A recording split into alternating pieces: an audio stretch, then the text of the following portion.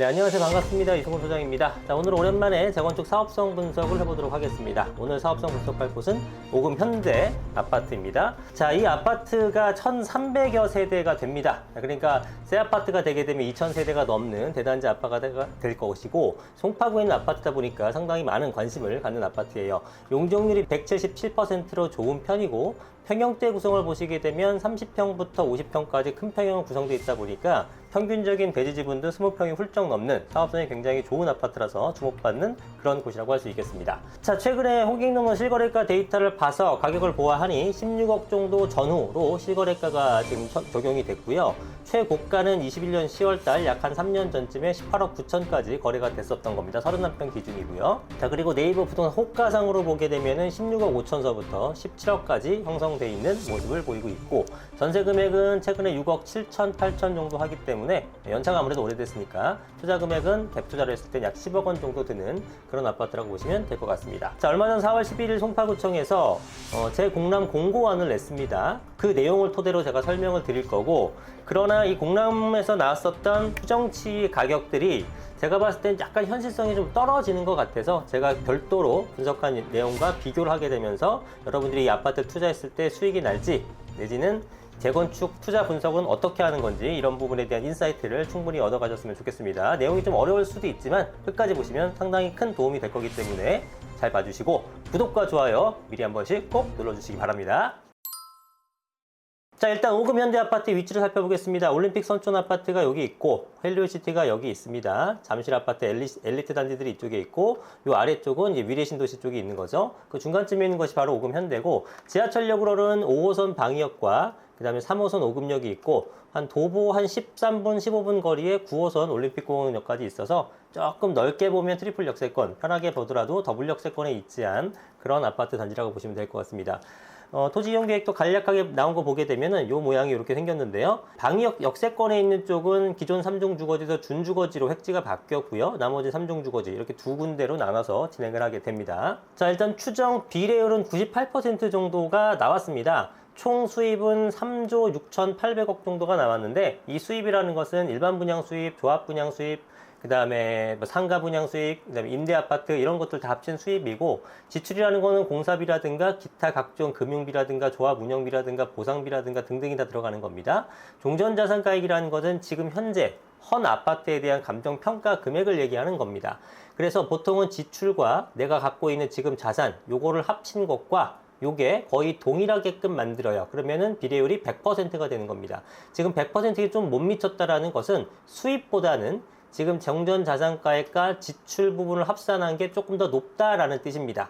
보통은 100%가 넘겨야 사업성이 좋은 거고, 그렇다고 100%가 훨씬 넘어서 150%가 된다? 이것도 그다지 좋은 건 아니에요. 왜냐하면 100% 넘는 부분에 대한 수입인데, 그 수입에 대해서는 세금을 부과하기 때문에 되도록이면 100에 맞추려고 노력들을 합니다. 무슨 얘기냐면 비용을 더 써서 좀 더 고급화 단지를 만들더라도 이득금을 많이 남기지 않는 형태로 한다라는 거예요. 자, 그래서 지금 타입이 31평, 46, 47, 58평 이렇게 되어 있는데, 이 가격은 예상되는 감정평가 금액을 봤더니 31평은 15억 1천이고요. 46, 7평은 17억 8천 정도 되는 거고, 그 다음에 58평형은 19억 5천 정도 됐습니다. 근데 아까 보시면 이게 4월 11일 날 나온 자료라고 했잖아요. 그러면 이 조사는 아마 올 초 정도 했겠죠. 근데 올 초와 지금은 또 확연히 다릅니다. 가격이 5월달, 6월달에 굉장히 거래가 많이 되면서 가격이 올라갔잖아요. 그렇기 때문에 다시 그 종전자산 추정액을 계산해 보게 되면 이거보다는 높을 거라고 저는 예상을 해봅니다. 그리고 상가는 제가 별도의 언급을 크게 하진 않을게요. 근데 1층 같은 경우에는 제곱미터당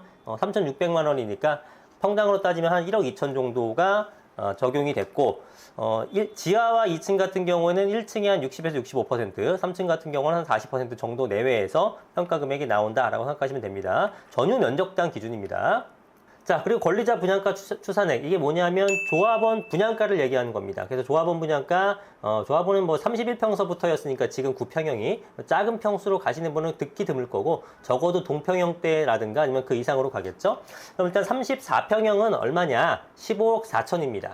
그러면 내가 기존에 9평형 31평 갖고 있었을 때 15억 1천만 원이잖아요. 근데 이제 비례율이 98%였으니까 실제로는 여기 곱하기 98을 해야 됩니다. 그러니까 이 금액에서 한 2% 정도가 빠지니까 15억 15억의 1%면은 이거가 1%가 1,500만 원이잖아요. 10% 1억 5천 이렇게 되는 거니까. 그러면 2% 빠져야 되니까 약 3천만 원이 빠져야겠죠. 그럼 15억 촌에서 3천 빠지게 되면 실제로는 얘는 14억 8천 정도의 실질적인 권리가액을 갖는 겁니다. 31평을 구입했을 때. 그러면 나는 14억 8천짜리를 제공을 하고 34평 새 아파트 15억 4천짜리를 가지려고 하니 그 차익인 6천만 원의 추가 분담금이 생긴다. 이런 계산이 나오는 거예요. 그러면 46평이다. 그러면은 18억인데 나는 17억 7천에서 한 2% 빼니까 한 실제로는 17억 3천 정도 되겠네요. 17억 3천 정도 사가지고 18억짜리, 아니 17억 3천만 원짜리를 제공하고 18억짜리 가지려니까 역시나 한 7천만 원 정도 납부를 하게 되는 거고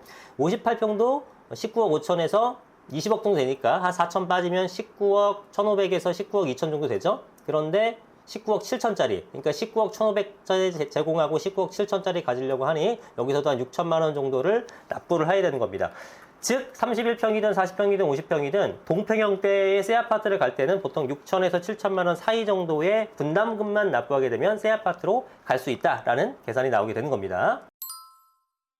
그런데 제 생각으로는 요거보다는 사실 분담금이 좀 더 많이 산출될 것 같아요. 그 이유가 왜 그런지 뒤에서 설명드리도록 하겠습니다. 자, 그리고 주택의 규모 건설 비율을 보게 되면 총 2,436세대가 되는 거예요. 그 중에서 407세대가 공공임대로 들어가는 거고, 그 다음에 34평 국민평형 이상, 그걸 초과하는 것들은 926세대가 됩니다. 이런 것들은 아마도 또 대부분은 이제 조합원들이 가져가게 될 걸로 보여지고요. 자, 용적률 산정 계획을 보겠습니다. 총 구역 면적은 11만 제곱미터인데 기반시설, 그러니까 한마디로 기부 체납을 만 정도 하고 나서 실질적으로 주택을 지을 수 있는 대지 면적은 98,950제곱미터 정도가 됩니다. 그리고 기준 용적률 210%인데 여기서 이제 허용 용적률로 옮겨가는데 허용 용적률은 뭐냐면은 이름에서 알 수 있다시피 서울시에서 우리가 이렇게 하라고 하는 거를 한다면 우리가 용적률을 높여주는 걸 허용해 줄게, 뭐 그런 의미입니다. 그래서 여기서는 공공보행통로나 열린단지, 공개공지, 돌봄시설 같은 걸 하게 됐을 때 인센티브를 줄 거야 했더니 공공보행통로나 공개공지나 돌봄시설을 통해서 늘려놓은 겁니다. 그래서 원래는 아무것도 안 하게 되면 210%만 적용되는 건데 이런 것들을 만들어서 제공을 했기 때문에 획지 1에서는 15% 이득을 더 봐서 225%의 용적률을 적용받게 되는 거고, 획지 2 같은 경우에는 20%를 획득했죠. 그래서 230%의 허용 용적률로 적용받는 겁니다. 자, 그 다음에 기준 용적률에서 허용 용적률로 가고, 허용 용적률 다음에는 상한 용적률이 있습니다. 상한 용적률 다음에는 법적 상한 용적률이 있어요. 이 상한과 법적 상한은 다른 겁니다. 그래서 허용 용적률 상으로는 225%였는데 여기서 상한 용적률로 가기 위해서는 뭘 해야 되느냐? 기부 체납을 해야 됩니다. 그래서 토지에 대해서 기부 체납하면 1.3배를 주고요. 건축물, 여기 안 써 있었지만 현금 지급도 되거든요. 현금에 대한 기부 체납 이런 것들 하게 되면 0.7을 합니다. 근데 이것도 지금 요즘에 활성화시킨다고 1로 바꿔주려고 하죠. 그래서 어쨌든 이런 적용을 했더니 225짜리가 242.92의 정비계획상 용적률을 받았습니다. 얘는 아무것도 안 했어요. 아무것도 안 했더니 그냥 허용 용적률이 정비계획상 용적률이 된 거죠. 자, 그러고 마지막으로 용적률 올리는 방법이 하나 더 있는 게 법적 상한 용적률입니다. 이거는 말 그대로 법적 상한, 국토법상 용적률 상한까지 갈 수 있어요. 그러면 얘는 3종 주거진 300%인데 거의 다 채웠죠. 299.95. 그러니까 이걸로 그냥 해도 되고요. 이걸로 해도 돼요. 대신에 이걸로 할 때 뭘 해야 되냐면 늘어나는 용적률의 2분의 1, 50%는 임대 아파트로 제공을 해야 됩니다. 이건 선택 구간이에요. 획지에서는 이건 준주거 지역이니까 최대 500까지 올릴 수 있었는데 424.03으로 마무리를 했죠. 그러면 242에서 295에 올라가는 게 한 57% 되는 거니까 그 중에 절반인 28% 정도가 임대 아파트 제공하는 거고, 얘는 230에서 424로 무려 194가 올라갔으니까 이거의 2분의 1은 한 97% 정도는 임대 아파트를 제공해야 된다라는 의미가 됩니다. 아파트가 407세대인가 그랬죠? 그러면 나머지가 이제 일반 분양이 되는 겁니다. 그러면 일반 분양이 713세대가 나오는 거죠. 요거는 임대 아파트. 기존의 1316세대는 조합원이 다시 가져가는 형태가 되겠습니다. 자, 그러면 다시 한번 보겠습니다.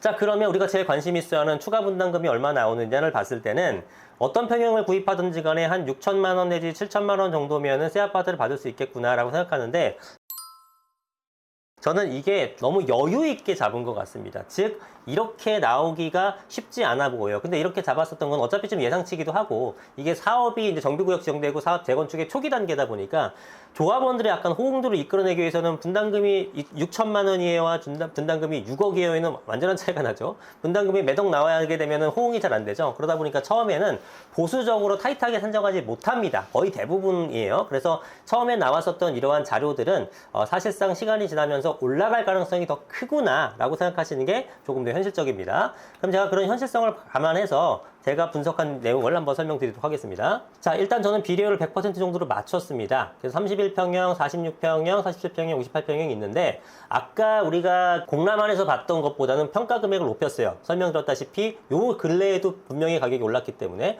그래서 요거는 플러스 1억 정도를 더 했고요. 그 다음에 46평은 플러스 2억 정도를 더 했습니다. 그리고 58평은 플러스 3억 정도를 평가 금액을 더 올렸습니다. 저는 이게 합리적이라고 보는 게, 31평이 지금 15.417이 이제 대지 지분이고 58평 같은 건 30.89라 그러면 거의 2배 차이 나잖아요. 그런데 그 전에는 15억과 19억으로 거의 차이가 없었어요. 이렇게까지 차이가 안 나진 않을 겁니다. 아무리 시가 반영한다고 해도. 그래서 저는 이 금액을 한 1.4배 이 정도 차이 냈죠. 그래도 사실은 2배 정도의 지분을 따졌을 때는 58평을 더 줘도 되지 않나 싶은데, 어쨌든 여기서 1억, 2억, 3억 정도를 평가 금액을 더 올린 것들이 충분히 가능할 것 같다고 보는 겁니다. 종전자산가 총액은 2조 5천억이 되는 건데, 공람안에서의 종전자산가액은 2조 3,200억이었어요. 그러니까 2천억 정도가 더 늘어난 거죠. 자, 그리고 제가 지금 좀 현실성이 조금 떨어지지 않느라고 가장 강조했었던 부분이 뭐냐면 이 지출 부분입니다. 지출 부분이 지금 1조 4천억 정도가 나왔는데, 이 지출에는 뭐가 들어가겠습니까? 당연히 공사비가 들어가는 거고요. 그 다음에 기타 사업비가 들어가는 겁니다. 기타 사업비라는 건 아까 말씀드렸던 금융비가 가장 클 것이고요. 조합 운영비라든가 그 다음에 보상비라든가 이런 것들이 들어가는 건데, 보통 공사비에 한 30% 정도를 더 하면 됩니다. 30에서 35% 정도를 더 하면 되는 거예요. 그럼 역산으로 계산하게 되면 이 총 지출이 1억 4천이라 그러면 공사비만 추정했을 때는 적어도 1조 한 500억 정도 되지 않을까 싶어요. 근데 1조 500억 갖고 과연 이 아파트를 지을 수 있냐를 제가 다시 계산해 본 거죠. 그래서 지금 보시게 되면 총 면적이 평으로 환산했을 때 33,000평인데 기부채는 3,400평하고 3종 주거지와 준주거지가 있었을 때 26,000평과 3,800평입니다.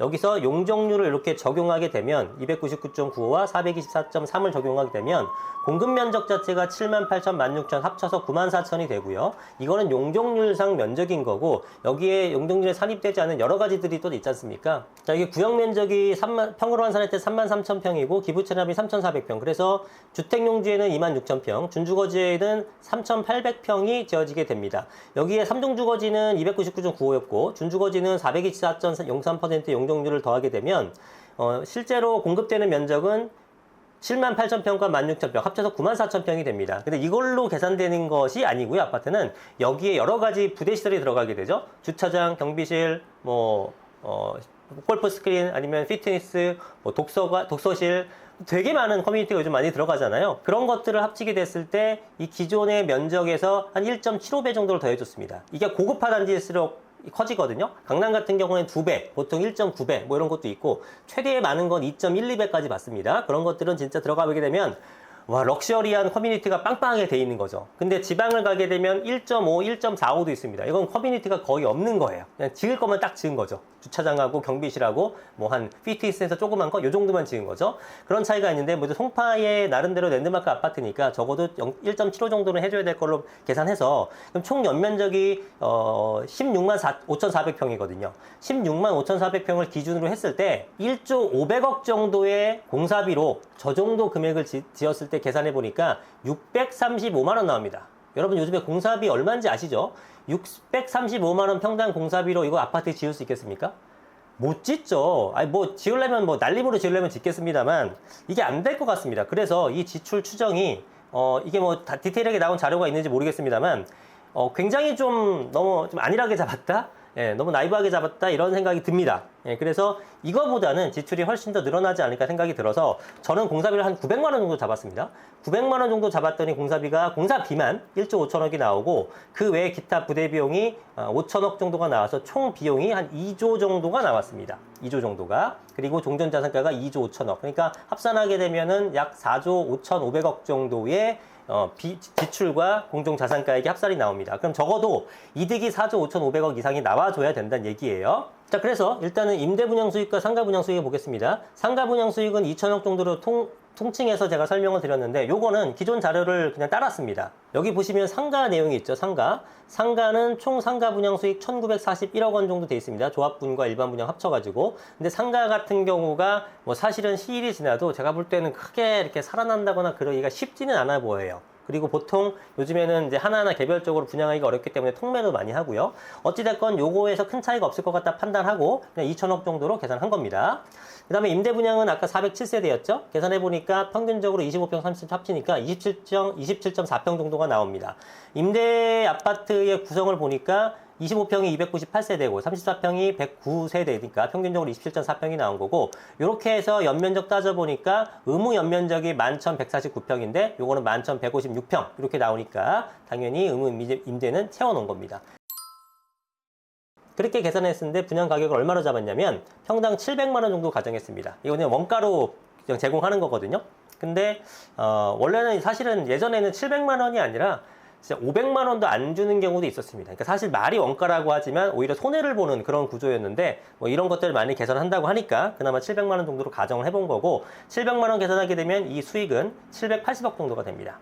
그 다음에 일반 분양 수익은 어떻게 계산하냐면 주변 새 아파트가 한 21억 후반, 22억 내외 정도 돼서 요거를 한 6천 정도 잡았습니다. 그럼 33평이면 20억, 34평 정도 기준했을 때 20억대 중반 요 정도 되는 거기 때문에 주변 새 아파트의 한 90% 남짓 요 정도 수준 잡으면 충분히 분양이 되지 않을까 판단했어요. 물론 분상제 같은 것들이 이제 적용이 안 된다는 가정하에겠죠. 그럼 이렇게 계산하게 되면 일반 분양 수익이 이게 713세대니까 요거는 한 1조 2천억 정도 수익이 생깁니다.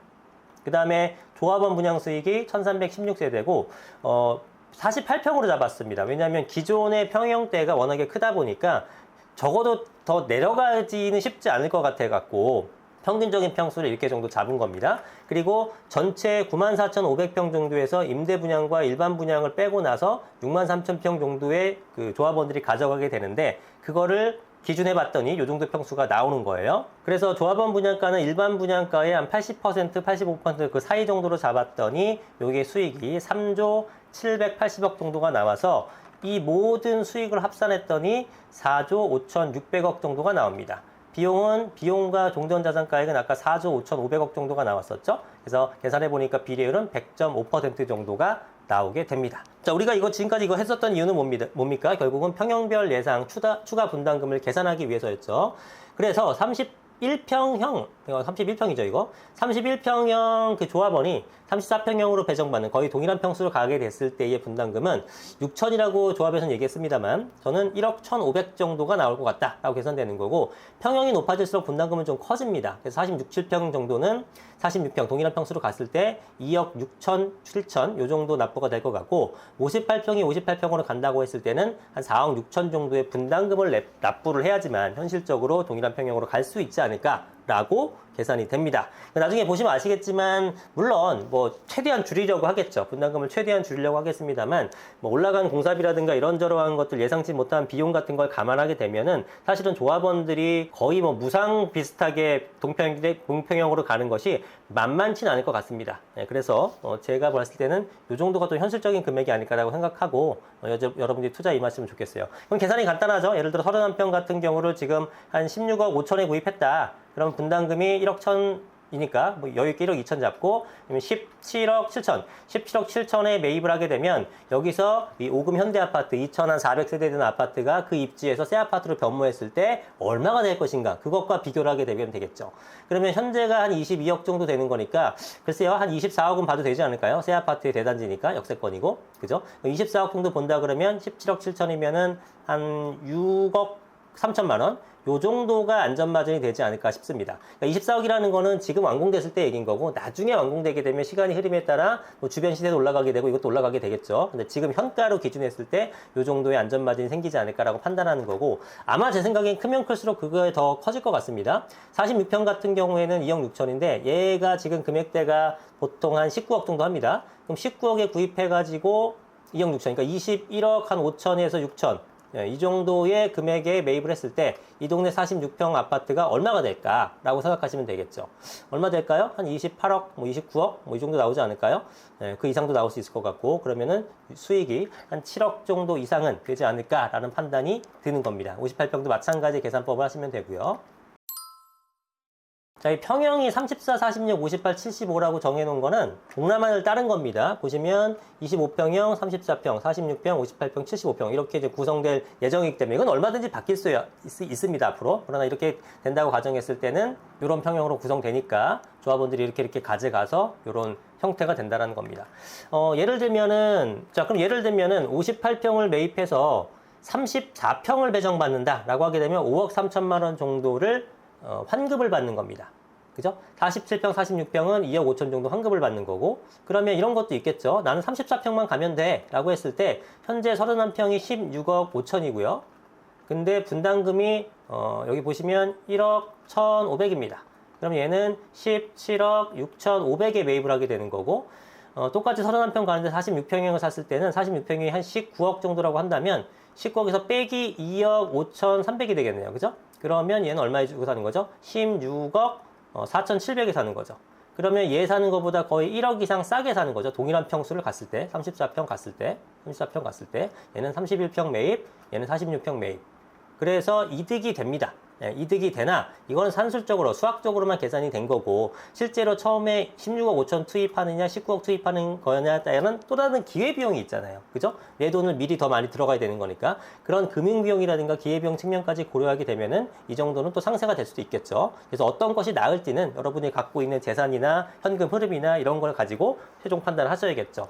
그 내용은 어떤 건지 아시겠죠? 만약에 58평인데 34평만 배정받으면 돼요 하게 되면은 5억 3천이나 돌려받는 겁니다. 반면에 내가 31평을 사가지고 58평 받고 싶어요. 그러면 11억을 더 내야 되는 이런 상황이 되는 거죠. 75평도 아까 구성이 돼 있었는데 이건 아마 펜트로 진행되지 않을까 싶고, 펜트이기 때문에 이건 6천만 원 정도로 적용을 해본 거고요. 34평은 조합원 평당가 5,100, 46평, 58평은 4,900, 4,700으로 좀 평수가 커질수록 좀 줄어드는 모습을 보이고, 그 펜트하우스 같은 건 당연히 좀 비싸게 아주 고급화스럽게 지을 거니까 높여진 겁니다. 요걸 평균 내봐서 일반 분양가의 한 80에서 85% 수준인 4,880만 원 정도로 잡은 겁니다. 이러한 어떤 숫자들은 다 변수가 되기 때문에 나중에 계산을 해봐야겠습니다만, 여러분의 이러한 형태들로 대충 오늘 내용 이해되셨죠? 이러한 형태들로 그 아파트, 내가 희망하는 아파트에 대해서 가치 분석을 해볼 수가 있습니다. 그래서 지금 이 금액이 비싼지 싼지, 내지는 이 아파트를 꼭 사고 싶은데 25평 사야 되는지 31평 사야 되는지 35평 사야 되는지 40평 사야 되는지는 이걸로 구분할 수가 있고, 이를 통해서 여러분들이 수천만 원의 수익도 생겨날 수 있다는 겁니다. 그래서 앞으로도 이제 재건축에 대한 사업성 분석 계속 해드리려고 합니다. 그래서 뭐 댓글로 여러분들이 희망하시는 그런 요 아파트 분석해 주세요 하시게 되면 그 중에서 다는 못 해드리겠지만, 제가 선별적으로 좀 대표성 있는 아파트다라고 생각되는 것들은 영상을 통해서 다시 한번 분석을 해보면서 여러분들한테 도움 드리고 투자에 인사이트를 얻을 수 있도록 해드리겠습니다. 자, 오늘 영상 여기까지 하겠습니다. 구독과 좋아요 많이 눌러주시고 더 좋은 영상으로 찾아뵙도록 하겠습니다. 성투하시고요. 부자 되십시오. 감사합니다. 이승조장이었습니다.